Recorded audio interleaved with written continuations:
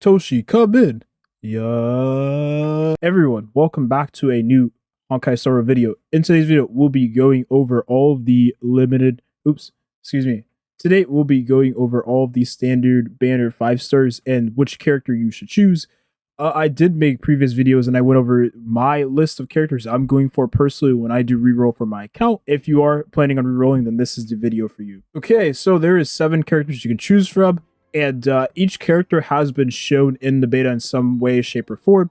And each character also has their set of strengths and set of weaknesses. We'll go over each of the characters, where I see them best fit, and how good they are in terms of longevity for your account. The very first one is Himeko. I really like this character a lot. I've been using her. I think she's a really good AoE character. She's probably one of the only AoE characters here, and probably the only one actually. But she's really good. You use her with Herda most of the time and you will be doing a lot of damage. You put her with Asta and you can benefit from Asta's fire damage increase with that artifact. Or excuse me, not even relic, it's the weapon. The weapon, the artifact, we're going to call it artifacts, you slot onto Asta, the 4-star that we went over in the previous video, and you can give your Himeko some more fire damage percent. I think those two are really good.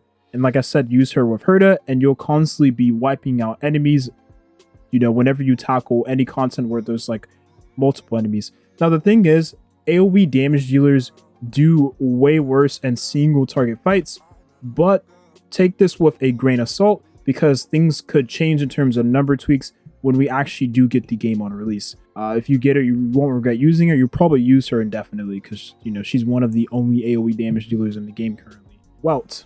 This character is pretty good.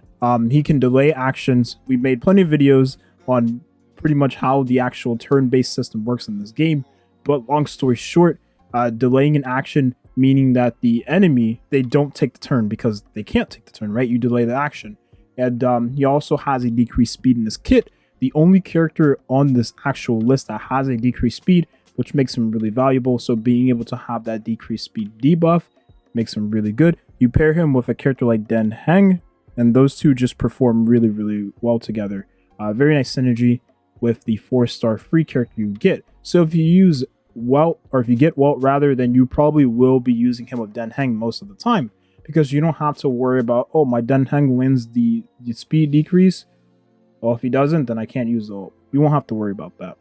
But yeah, this is a very nice character overall, and he has pretty good damage to go along with the actual debuffs and delay action he provides in this kit, and he looks like Sosuke Aizen. Speaking of Sosuke Aizen, I cannot wait for Bleach Season 2 of the 1000-Year Blood War. I thought the first season was really, really good. Bronya.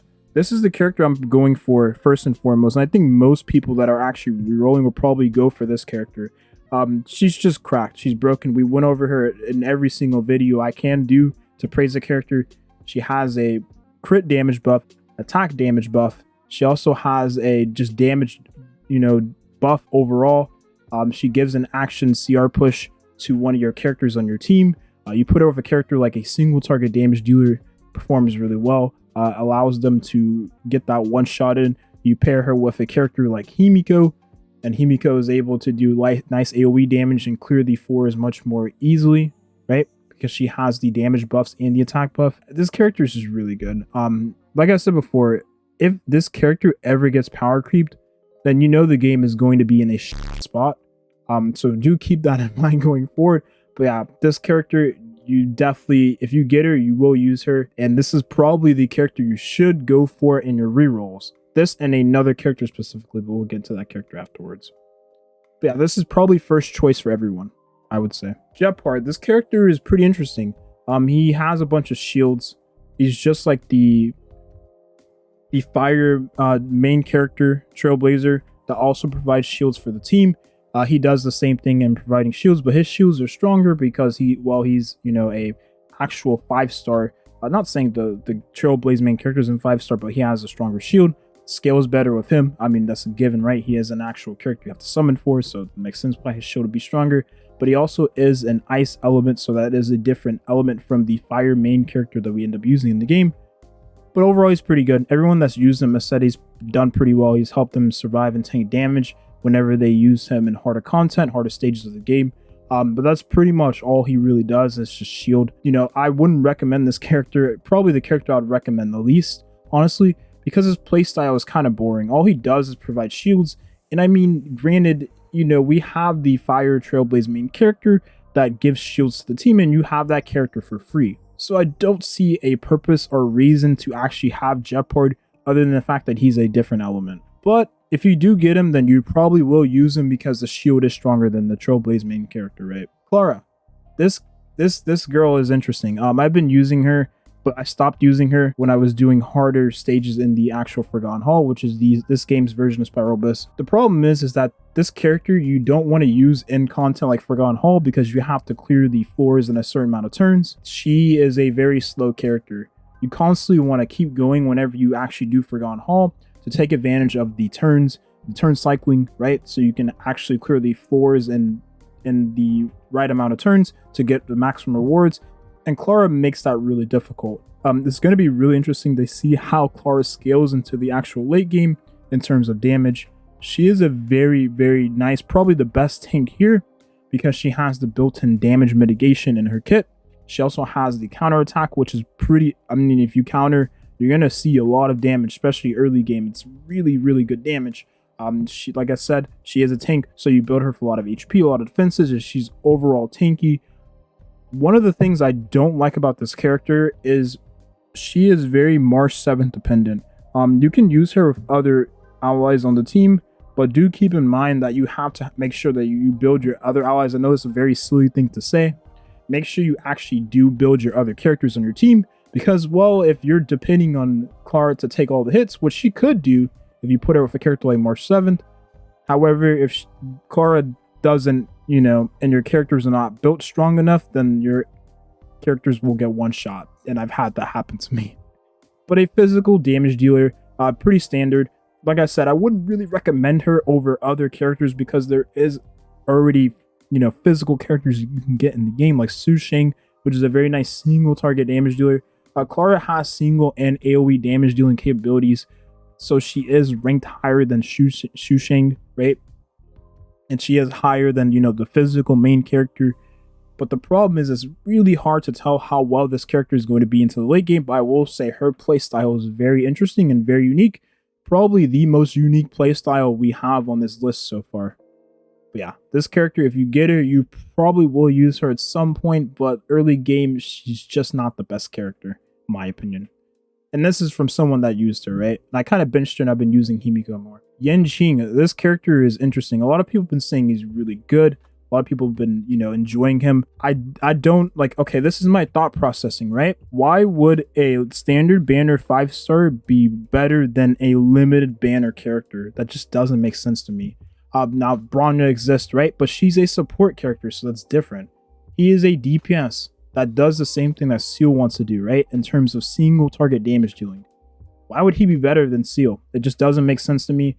If he's better than Seele in terms of numbers, right, then he probably will get tweaked before release because it just doesn't make sense for them to have one of their mascots, right, Seele of Honkai, the Honkai universe, be weaker than Yanqing. Being a limited, that just doesn't make sense to me. But he is ice, right? So he has a different element from Seele, which is quantum. In this game, you do benefit from having different elements and characters that do the same job in different elements. You benefit from that. And he is a part of the Hunt class, which is single target damage dealing. So you probably will use him if you do get him. But yeah, in terms of damage dealing characters on here, I probably would. I mean, like I said, every character here has a different niche regarding, you know, where they kind of fit. But yeah, if you get him, you probably will use him. I would always use Seele over Yanqing. If I'm looking at just content overall, I'd probably just use Seele because Seele is more fun, A, and B, she has the actual take turn mechanic whenever she defeats a mob. So that's part of the reason why I would use her over Yanqing, because the skill, like not skill ceiling, but the actual ceiling in terms of DPS is higher for Seele, right? Because of her actual kit. But he's pretty good. He's really good. That's not me just saying that he's bad because Seele has the additional damage in her kit, right? But he's still really good. And his E1, right, gives him more damage when a target is frozen. So you put him with a character like March 7th who can freeze the enemy and he does additional damage, which is pretty good. Bailu. This is the character I'm going to recommend second after Bronya, and here's why. Bailu is a healer with massive heals who also has a revive in her kit. Now, here's the thing. There is no other character in the game that can revive. This character I will actually recommend for everyone in this that's watching this video pretty much, right? Everyone is watching this video, I would recommend, especially for the super casual players. If you are a casual player, I recommend you getting Bailu over every other character here, and here's why. This character is a very nice safety net. She allows you to play the game, not saying with her brain off, but allows you to play the game more relaxed because you don't have to worry about your characters constantly dying all the time because she has lots of AoE healing. She has a revive in case one of your allies dies. And I think that is really good. You put her in the same team with the fire main character, right? And you have a tank with a bunch of shields. And you have, a support that heals the whole team. Maybe you need more healing, so you put her in the same team with Natasha so you can clear content and really turn your brain off. Bailu, like I said, has a revive, and no other character in this game can revive. That's what makes her super valuable and very future-proof, right? If we do get another character in the future that revives also, then Bailu will be ranked lower. But as it stands right now, because she has the revive, she is sitting pretty high on this list I'm recommending to everyone. And like I said, Natasha 4-star does this, who is also pretty good. But I mean, Bailu is just a way better version of Natasha. However, Natasha can actually remove a debuff, which is very valuable for a character like Clara. So if you're using Clara, I would recommend using Clara with Natasha instead of Bailu, but that's the only situation where I would say Natasha is better than Bailu, because the last thing you want is your Clara to be stunned, right? Or have a defense down, so you can use Natasha to remove the debuff. But other than that, I would always recommend using Bailu, over Natasha for every single instance. And her being ice is also pretty good too. The two choices I recommend for everyone is Bronya and Bailu. And the reason why I say that is because, well, Yanqing does damage, but we have Den Heng, who is a free-to-play option, who does very nice single target DPS. Yanqing is a different element from Den Heng, right? And you do benefit from having different elements in this game, because overall there is going to be contents where you kind of need to focus on one element to kill the enemy. Well, not one element, but different elements than the one you're probably using, which is understandable. So eventually you probably will get Yanqing or a ice damage dealer. Cough cough, there is a certain character on the way that I will not say because she's leaked. If you are a more hardcore player, or you're a player for enjoyment more than anything else, I would definitely recommend Bronya. And if you're a casual player and you're just looking to get the most out of a character, and you're like, let's say you're new to turn-based games, right? Let's say you're new to turn-based games. You've never played a turn-based game before. I always recommend Bailu because she has a revive and she will keep your team relatively healthy. And everyone says she's a very cute character, so she has that going for her. As far as every other character goes, Himeko, if you like Himeko, right, and you didn't get a chance to use her, or you miss her because, she died in the Honkai Impact universe, then go for her. Well, if you wanted to just always play with Welt, then you can get him, right? Maybe you're like, you know what? Fuck what Toshi's saying. I want gepard. Go for him, man. I mean, he has the shields. Like I said, the shields are really, really good. He will keep your team very healthy because the shields are very strong. And he can shield the whole team. I don't recommend him over the main character because, I mean, that's a free-to-play alternative. So it kind of defeats the purpose, but he is a different element. However, keep this in mind, right? Remember in Genshin Impact, we got the corrosion mechanic. And that pretty much made Zhongli kind of against the doggos. I mean, I'm not saying they'll bring back doggos, but imagine something of that, avenue where, your shields are useless because they have a corrosion mechanic. That's going to be the video here. Let me know if you have any questions. I'm sure there is going to be, people with different opinions of, what I'm saying, and that's a-okay. People that don't reroll, then don't reroll. It is what it is. I'm going to end the video here. Thank you all for watching. Hopefully you all got something out of this. Like I said, if you have any questions, let me know in the comment section down below. I just want to let y'all know that I do stream on twitch.tv/toshi. The link will be in the description.